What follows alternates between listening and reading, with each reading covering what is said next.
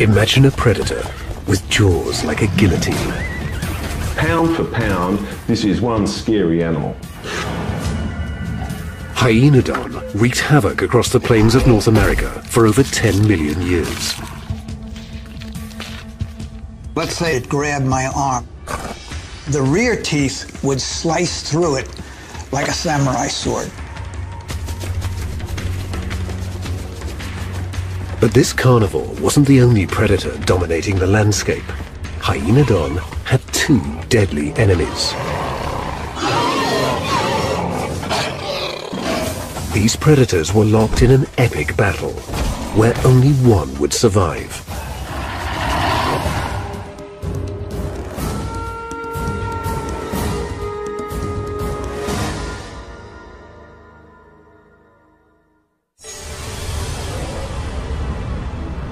"32 million years ago, as the Oligocene epoch began, the environment of planet Earth was very different from today. Warmer temperatures meant no polar ice caps. So a place like Antarctica was a lush pine forest. But then, the climate began to change. North American temperatures dropped.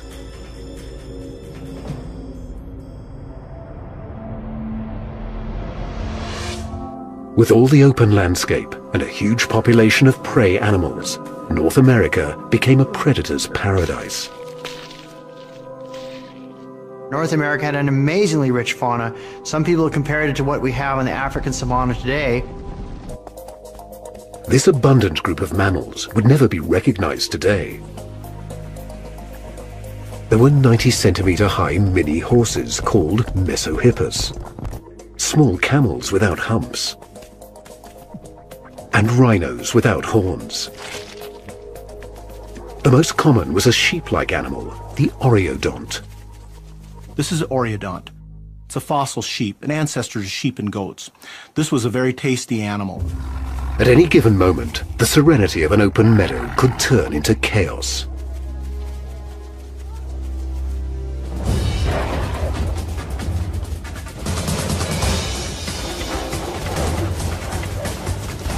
The architect of this mayhem was the top predator of its time, Hyaenodon. This is Hyaenodon horridus, the biggest and baddest animal that lived in the Oligocene Badlands. It was king of the Badlands. This creature had a massive head, perched on a stout body. It was much larger than most of the animals it hunted.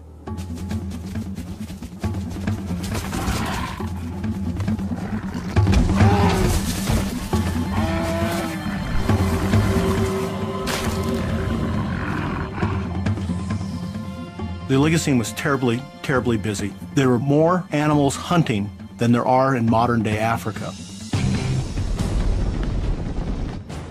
Hyaenodon's competition included a saber-toothed cat called Dinictus.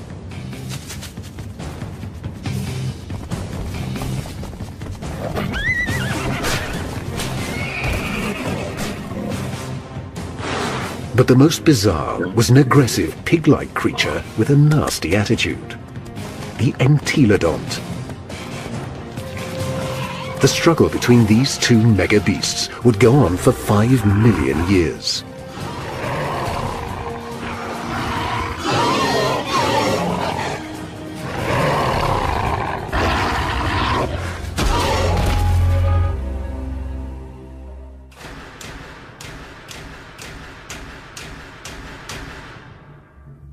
Paleontologists marvel at Hyaenodon's amazing characteristics. But this creature is a mystery. It is a difficult mammal to study because few fossils have ever been found. There is only one complete skeleton on the entire planet, at the American Museum of Natural History in New York City. Only when you have a fully mounted one like this do you have an idea of what this thing really looked like.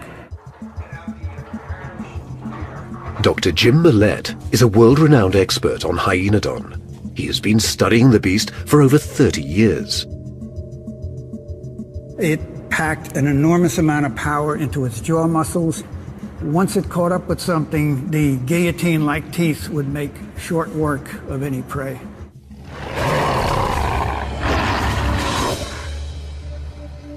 In laboratories across America, experts are examining this elusive predator. Fossils are rare, but finding a top-end carnivore is even more difficult. Carnivores are very, very rare because there are very few of them living at any one time. With very little fossil evidence, scientists have to piece this puzzle together, literally one bone at a time.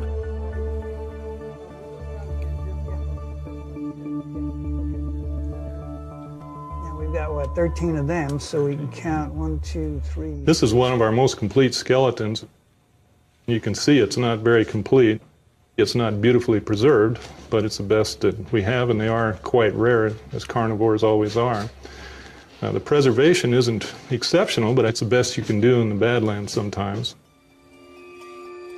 These are the Badlands of South Dakota.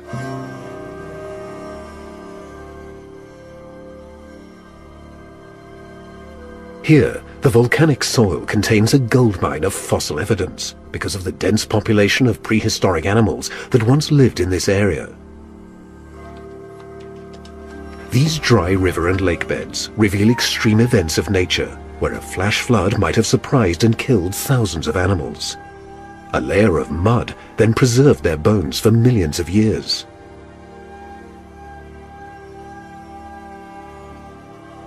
This animal is in a death position. It died in place and sediments covered it. Chemicals in the groundwater impregnated the bone and made the bone harder and more durable, so it was able to last 30 million years, say. The erosion of the landscape over the course of 30 million years has been so dramatic that fossils can be found nearly everywhere. This bone was in the ground, but we've had a lot of rain here recently, all flooding rain, and it's been scouring this hillside, not just this hillside, the entire Badlands. So the fossils are jumping out of the ground. They're being released by the rain and coming out. The first fossils of hyenodon were discovered in the Badlands during the mid-1800s. These precious bones were sent to Philadelphia, where Dr. Joseph Leidy first described the animal. He named hyenodon, which simply means hyena tooth. Don means tooth, and hyena is self-explanatory. And if I picked this skull up, I wouldn't necessarily call it hyena-like teeth, but he must have thought that it looked very much like a hyena. And so this was the name that he provided. But Dr. Leidy may have jumped to the wrong conclusion when he named this 30-million-year-old predator after the hyena. Oftentimes you're stuck with names that are just unfortunate. And maybe hyenodon is one of them. When modern scientists began to carefully study hyenodon, they could find very little similarity between it and its modern namesake. Hyena and hyenodon are not related at all. They're quite different animals and with quite different ancestries. The most striking disparity is their head size and posture. If a line is drawn down the spine of both animals, the difference is clear. The hyena's spine is steeply sloping, revealing two short rear legs. Without the modern hyena to use as reference, scientists were puzzled over what hyenodon might have looked like. When they looked at its skull, the bony plate on the roof of its mouth extends past the back teeth, so they thought it might be an anteater. They even considered a sea creature. The only other animal that we can think of that has a prolonged bony palate is a dolphin. This is Flipper. You can see the teeth. The teeth end here, and the bony palate continues toward the rear of the jaw. So some people originally thought that hyenodon might have been. Paleontologists depend on modern animals to put a face on the fossils they dig from the ground. But in this case, there's a problem. Anytime you have a fossil animal as bizarre and out of the ordinary as hyenodon. You have difficulty trying to figure out what it did, how it looked, how it ran. Using new technology, Dr. Millett suggests building a hybrid model of the beast, borrowing components from similar predators.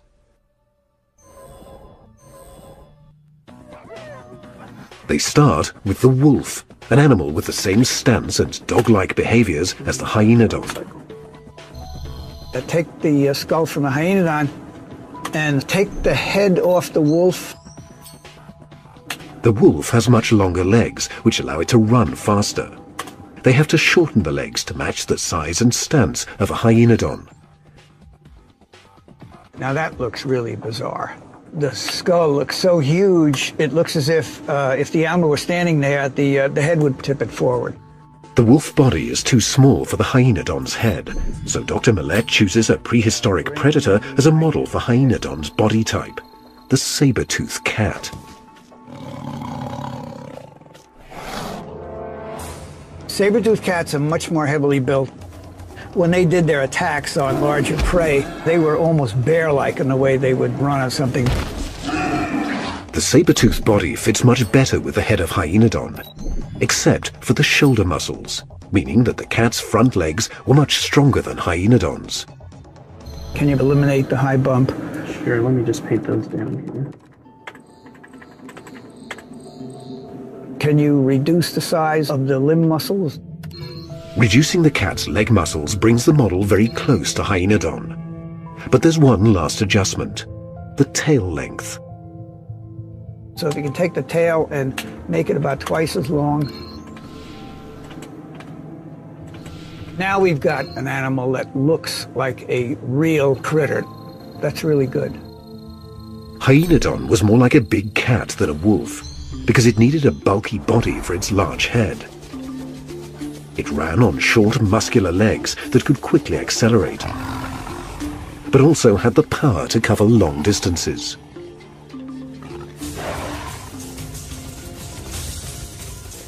The question is, how did all these parts work together to make this creature one of the fiercest predators of its time? The massive head of hyenodon is an exquisite killing machine. The unique design of this creature's teeth and jaws make it one of the most dangerous predators ever to walk the earth. Let's say I got caught out in the open and it grabbed my arm. And the first bite would crush both bones in my arm.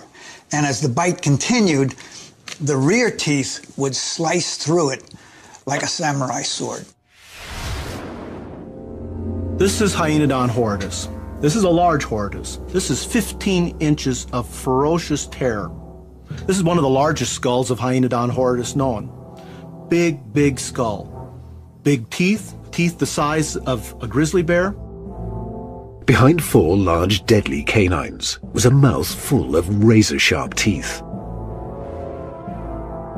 The way this thing attacked prey would be visualizing, let's say, a pit bull with a guillotine in its mouth. The beast had a set of 8 slicing teeth, 4 on each side of the jaw. As long as you've got a really sharp cutting edge, you can chop that food up into small pieces. The smaller the pieces are chopped up, the more quickly it can be digested, the more quickly it's made available to the animal.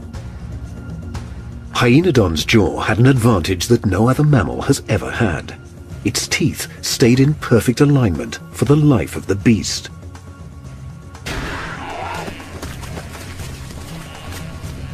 For most other predators, their teeth wear down to nubs as they get older, so they can't slice up meat. When they can no longer process food, they starve to death. Hyenodon solved this problem in a way that no other mammal did it. What happened was the teeth over a lifetime rotated inward. And you can see on this very aged one, the equivalent of a 90-year-old in human terms, the cutting edge is actually going across the roots of the teeth. In order to maintain the close contact essential for chewing, the upper teeth rotated inward and the lower teeth rotated outward. These self-sharpening teeth meant that even in old age, the animal could chew up a carcass. Even for an animal that has got all the enamel worn off its teeth, it's still maintaining a cutting edge between the upper and lower jaws. Hyaenodon also had another devastating weapon, bite force. Pound for pound, this is one scary animal. At Australia's University of New South Wales, Dr. Stephen Rowe has turned a hyaenodon skull into a digital testing ground, where he can measure the bite strength of its razor-sharp jaws. Hyaenodon is biting as hard as a large African lion. When Dr. Rowe crash tested the skull, he found that Hyaenodon's head and jaw muscles could produce about 270 kilograms of bite force. Hyaenodon's jaws were even more deadly near the back of its mouth, because the bite force of its meat-slicing teeth was 3 times greater than that of its front canine teeth. There is relatively little sophistication involved in a hyaenodon kill. This is an animal that just got in there and applied tremendous bite force to crush its potential prey.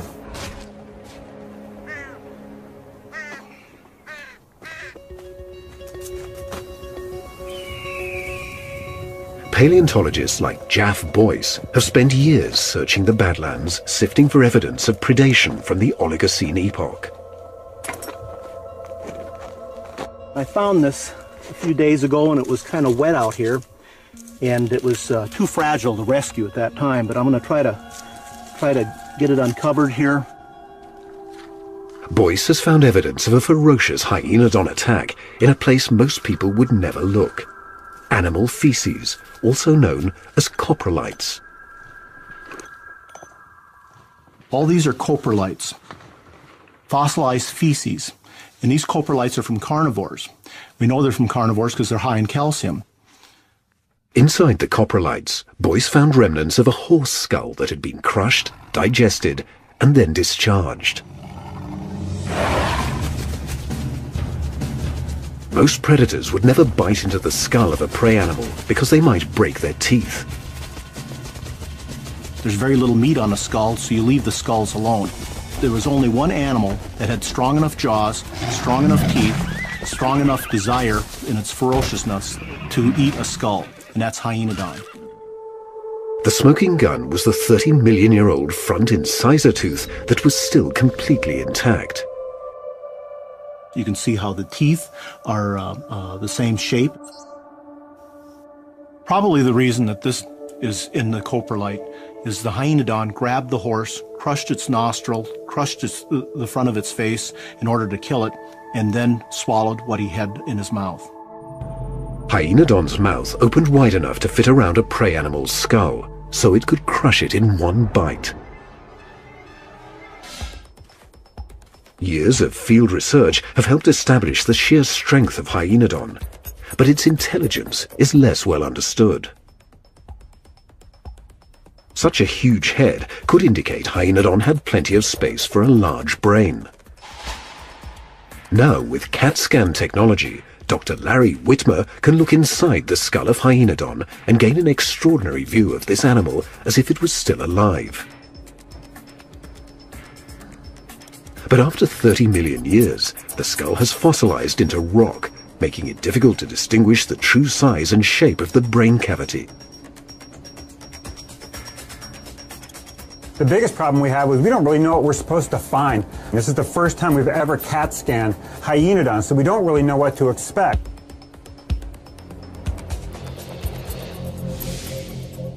Dr. Whitmer discovers that most of Hyaenodon's skull was filled with jaw muscles, leaving very little space for its brain. But he also finds amazing bioengineering that allowed the animal to get maximum efficiency out of these muscles. When the animal was actually chewing and attacking and biting and potentially clamping down on prey, it would have had a problem with those large jaw muscles closing down the airway. In order to eat and breathe at the same time, Hyaenodon developed a remarkably long nasal tube. So by having this long bony tube extending all the way to almost the very end of the head, it allows the animal to have a large prey item filling up its mouth, yet still breathe through its nose. Really quite a dramatic adaptation. Hyaenodon's brain is divided into 3 small lobes, devoted to intelligence, smell, and coordination. The amount of the brain that was devoted to the sense of smell was absolutely enormous, suggesting that the sense of smell, certainly in comparison to the sense of sight or hearing, was far more important to Hyaenodon than any of the other senses. Dr. Whitmer believes that Hyaenodon's sense of smell was its primary method for finding prey. It could follow the scent of any animal from over 1.5 kilometers away. And when it came to the chase, Hyaenodons relied on strength more than agility.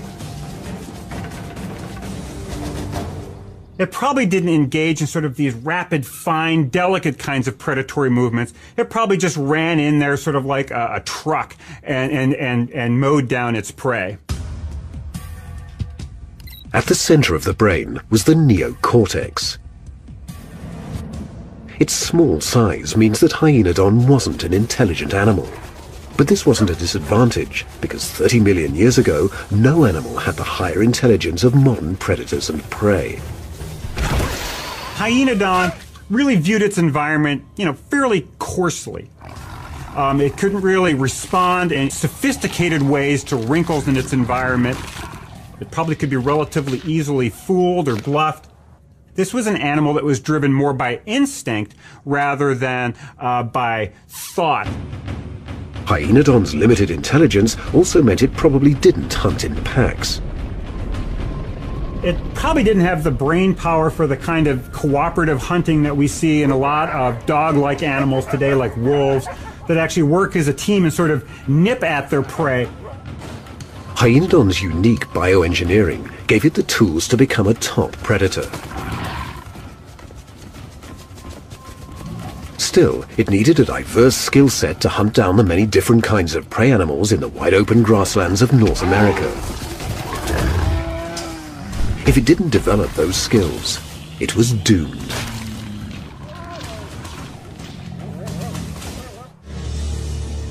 "30 million years ago, North America's Great Plains were like a well-stocked supermarket for a carnivore like Hyaenodon.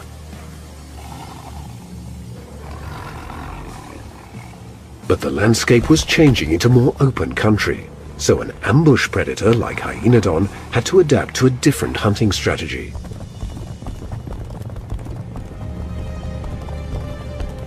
There was one place where its razor jaws could get close enough to surprise and kill prey: a watering hole.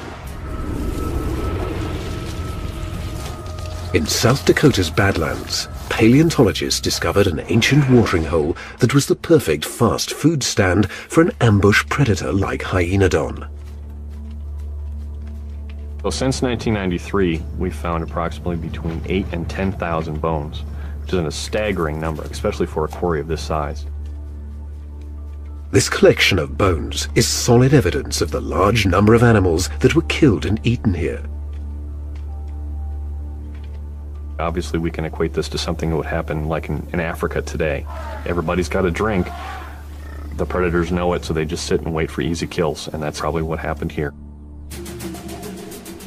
Water holes were a popular place for Hyaenodon to hang out, especially if there was any type of vegetation, where it would allow it to have some cover to get close enough to within a few yards of a horse while it's drinking. But the horse that Hyaenodon hunted was nothing like the horses we know today. This horse in front of me is known as Myohippus. It's one of the earlier horses from North America. Horses actually started out even half this big, but by the time of the big badlands, this is the common horse you see. The Mesohippus was about 1/3 of the size of a modern-day horse, but still a very fast runner. An animal like this, Mesohippus or Myohippus horse like this, has no real defenses against a predator, so it would have to rely on being able to outrun and outjump anything that was chasing it.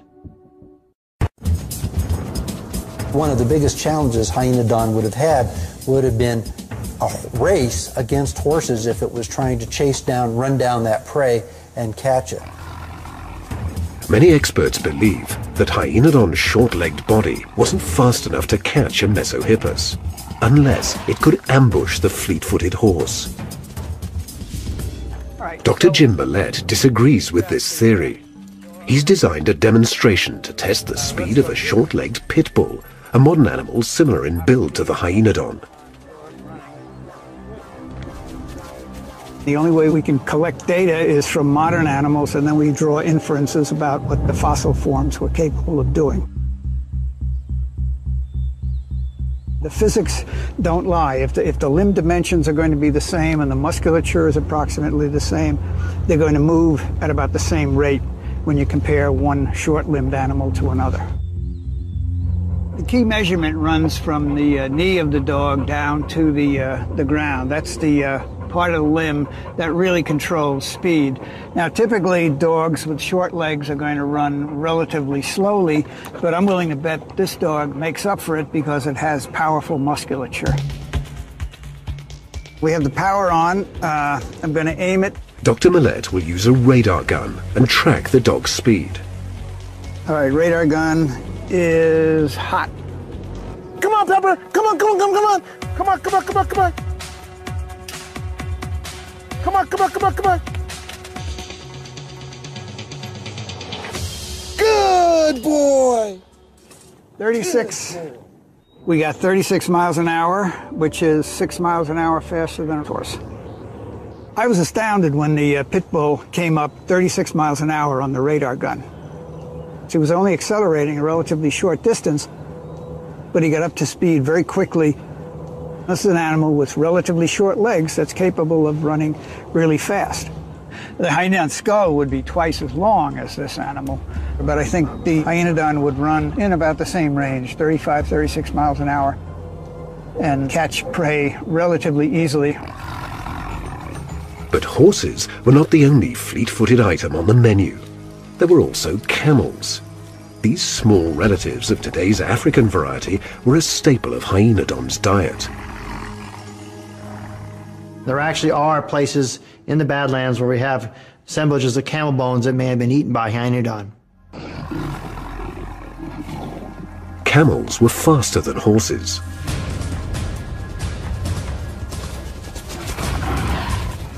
With a distinct size advantage, Hyaenodon could have used its bulk to win this race.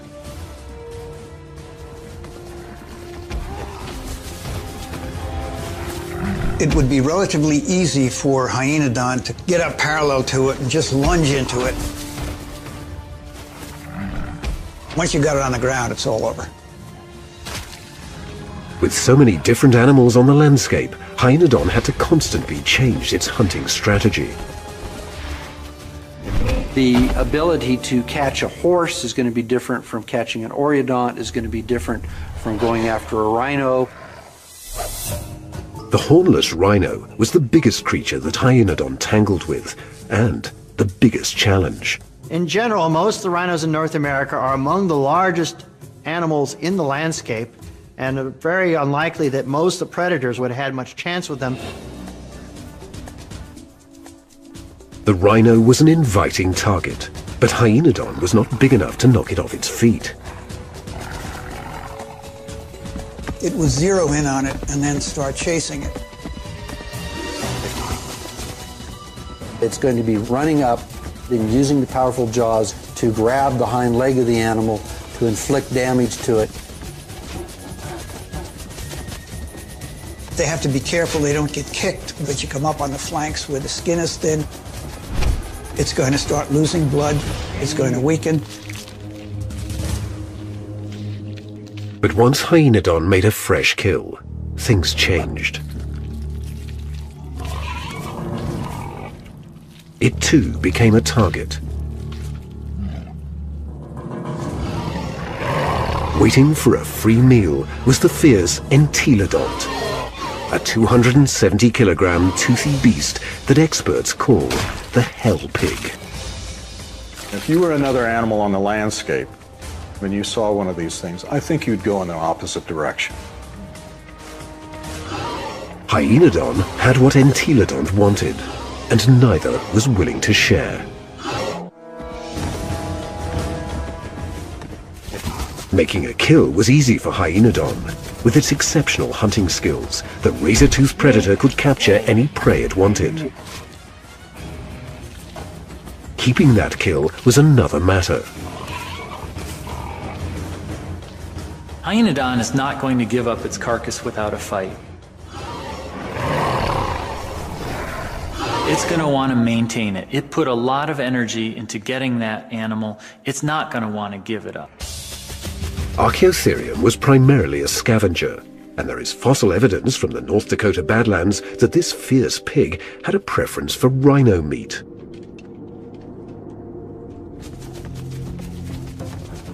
So when the Hyaenodon killed a rhino, it was at risk.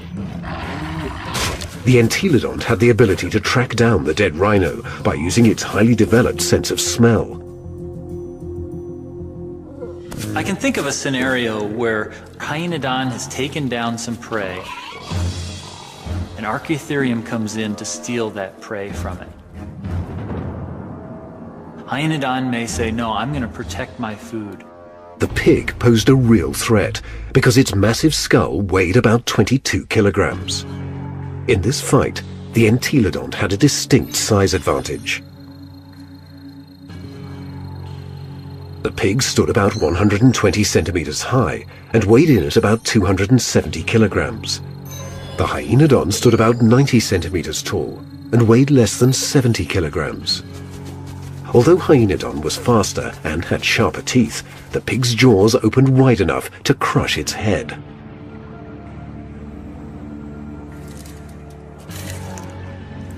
Dr. Millett has found fossil evidence of a broken shoulder bone from a Hyaenodon that may have resulted from a battle with an Entelodont. It's broken right across here, and the shoulder blade, the scapula, has shortened about 30%. Dr. Millett theorizes that there is only one animal that could have inflicted this kind of damage on Hyaenodon.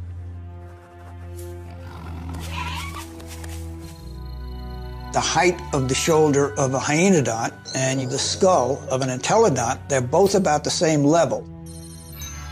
This fossil evidence gives us a rare glimpse into what a battle between these two top predators might have been like.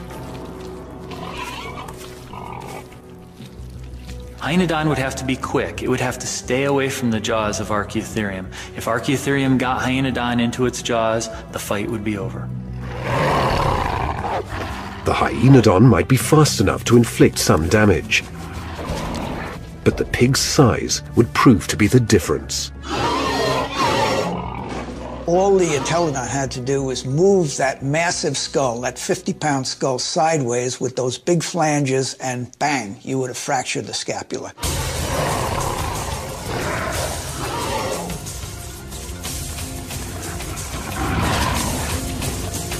In this particular fight, it looks like the Hyaenodon barely escaped with its life. The shoulder blade was broken, and the animal could still move with a pronounced limp.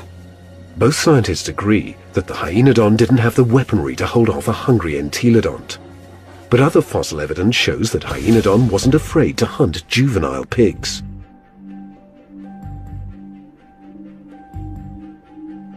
When this guy was little, a Hyaenodon grabbed it by the snout. You can see the scar here where the bone is healed. There's one on the other side, upper jaw on the front here, lower jaw on the back. Grabbed this Entelodon by the snout and shook it, but didn't kill it. Since Boyce's skull is from an adult, it means the young Entelodont survived the brutal attack. There are very few fossils that show evidence of these vicious encounters. Every time paleontologists find a bone damaged by a predator, it provides an important window into this violent world. In 2006, Dr. John Hoganson opened an investigation into the death of a Dinictis, an early saber-toothed cat.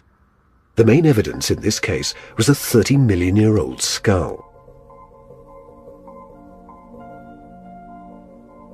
There were tooth puncture marks on the skull. We then became interested in trying to find out what animal would have been able to attack and prey on this cat. The Dinictis was a dangerous predator that nobody wanted to tangle with. It had large saber teeth that could slash the throat of its prey. Whatever animal killed this cat would have probably grabbed it from the top or perhaps from underneath of the skull. Could very possibly be that this was a killing blow. There's no healing that we can see on these puncture marks. It didn't live very long after this happened.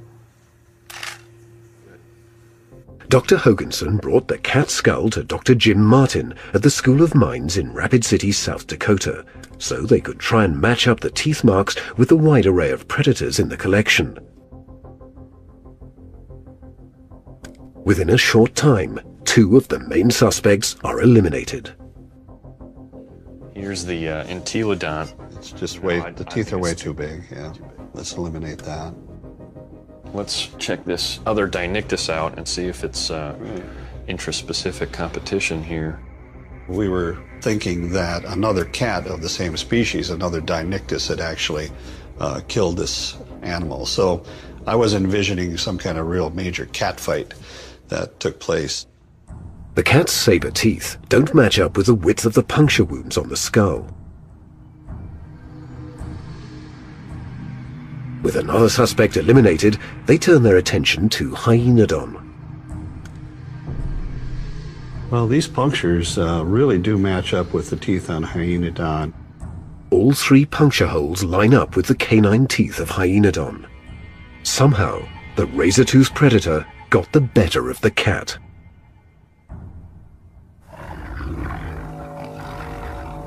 I think it was a sneak attack. The Hyaenodon probably surprised the cat.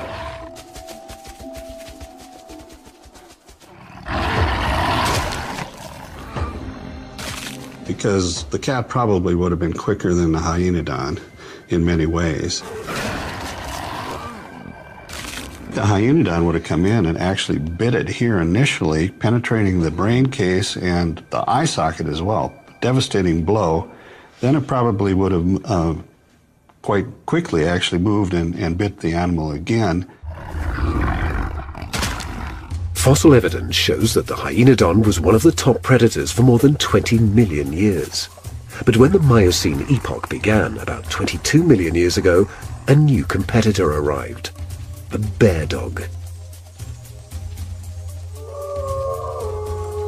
These fierce hybrids, with lion-sized bodies, were about to challenge Hyaenodon for the crown of North America's top predator.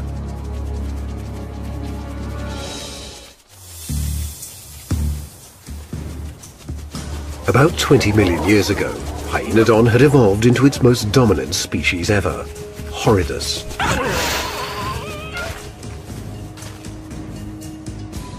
The fossil record shows that this animal was abundant in the North American landscape.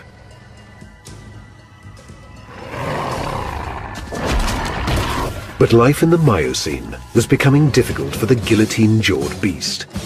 Numerous factors led to its demise, starting with climate change.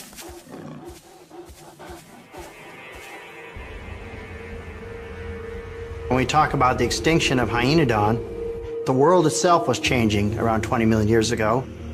It was much more open habitat, brushy or grassland, much less of the scrubs and dense forests that Hyaenodon evolved in. Colder temperatures created a more open landscape that offered even fewer places to hide and stalk prey animals.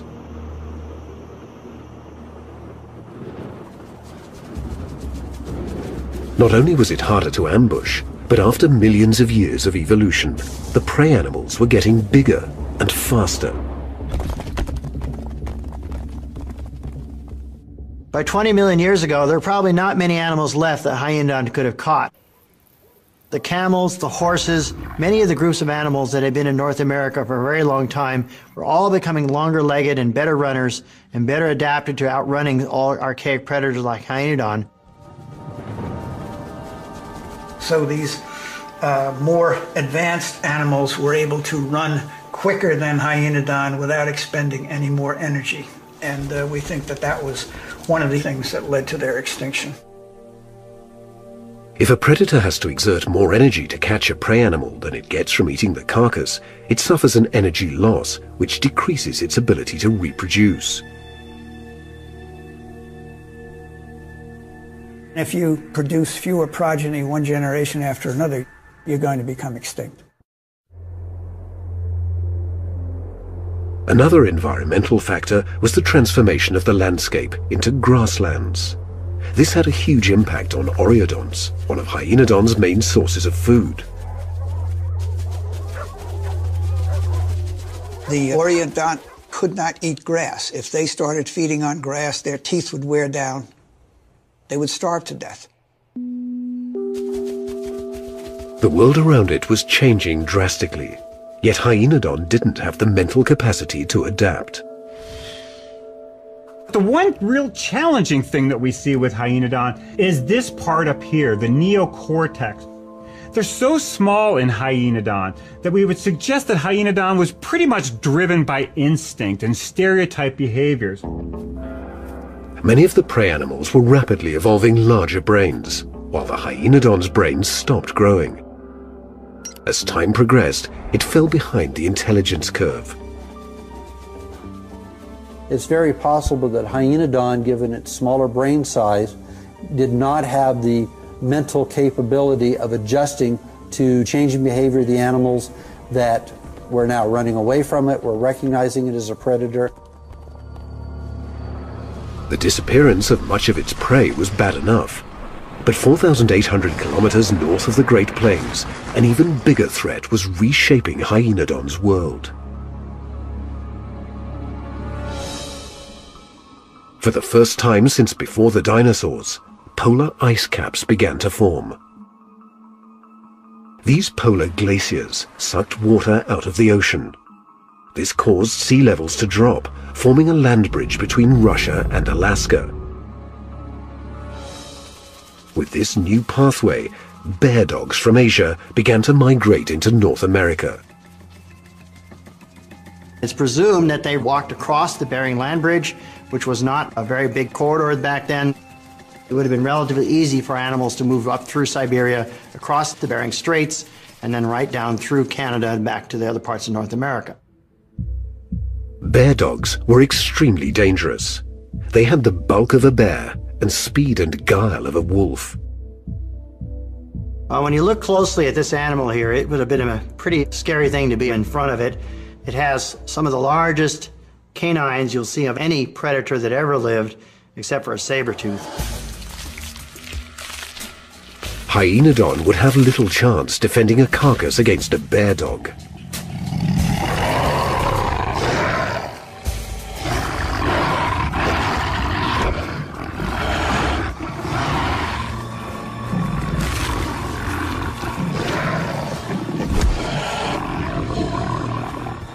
When you look at a large hyaenodon like this one here, it is nowhere near as big as the biggest of these bear dogs.